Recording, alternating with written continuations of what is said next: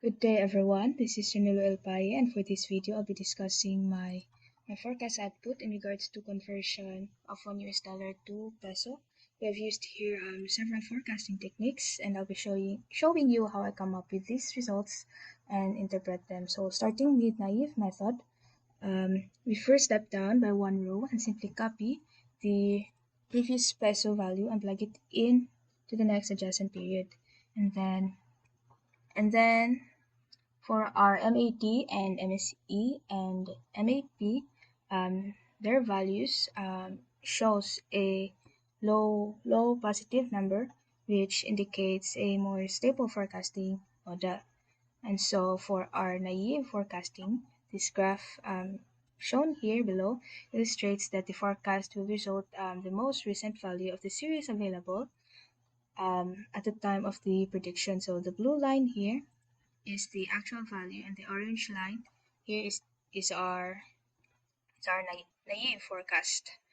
And the blue line, or the naive forecast, is just simply copying the previous value in the series period. So with that, the naive forecast is just a one step back value in the validation period. And then moving forward to our next technique, we have here the moving average.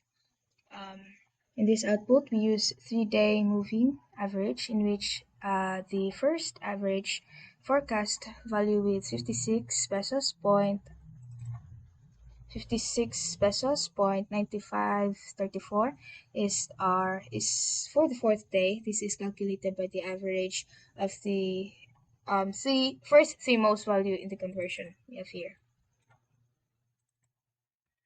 And then in the same way, we can forecast for the following days by shifting our values one day ahead until we um, until we reach the end of the given period.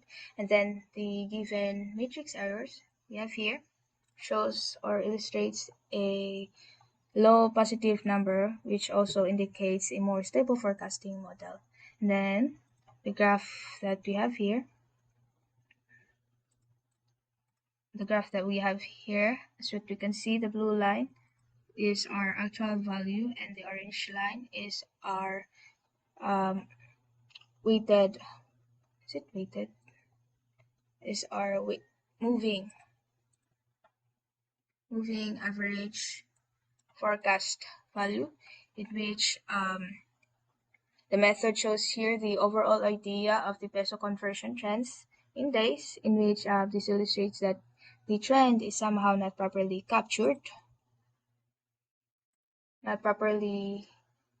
This is because the level we can observe on the forecast line seems to lag behind the actual value in the series days.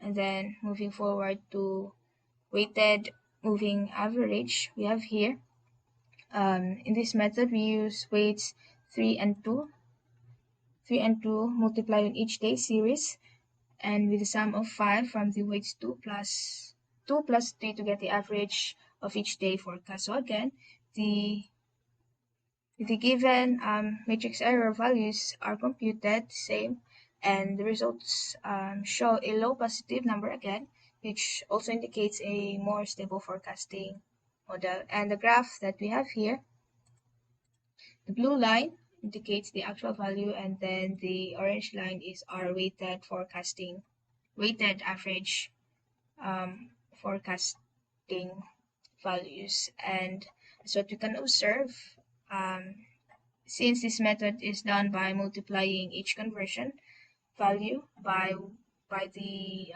weighting factor, this method will follow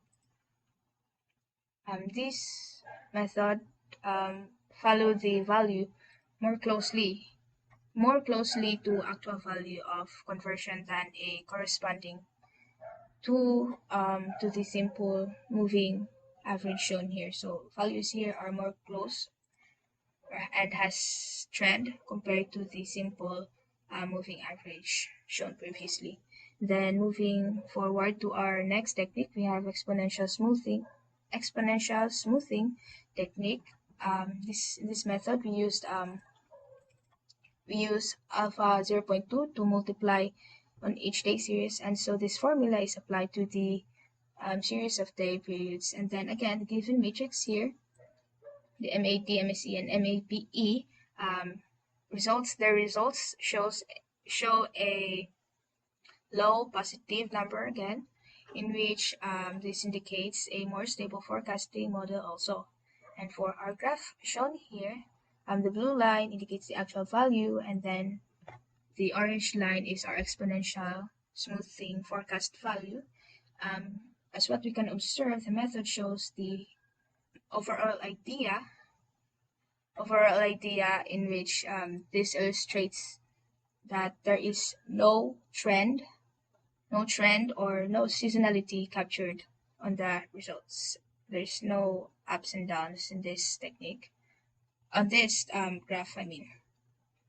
For our next technique, we have trend-adjusted exponential smoothing, in which this is somehow similar to exponential smoothing technique. However, in this method, we have our alpha, which is 0.2, and our beta, which is 0.8. This exponential smoothing value is incorporated, shown here in this technique, and then our beta is used in finding our trend-adjusted exponential smoothing forecast value. Then again, our error matrix here, the results show a low positive number and indicates a more stable forecasting model also. And then for our graph here, the blue line is our actual value, and the orange line is the value of our exponential smoothing forecast. As what we can observe here, the forecast line of this method is somehow similar to the previous graph. However, the forecast line here illustrates a bit trend, as what you can see on the September 8th and on September 21 here, if the following day series will fluctuate. And then for our last technique, we have here the simple linear regression.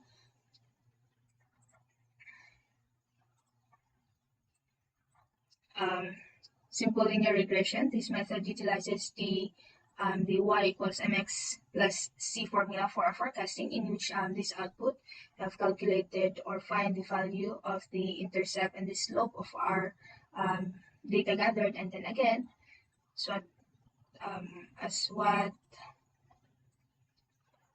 we have here, the error matrix, the results also shown a low positive number, which also indicates a more stable forecasting model.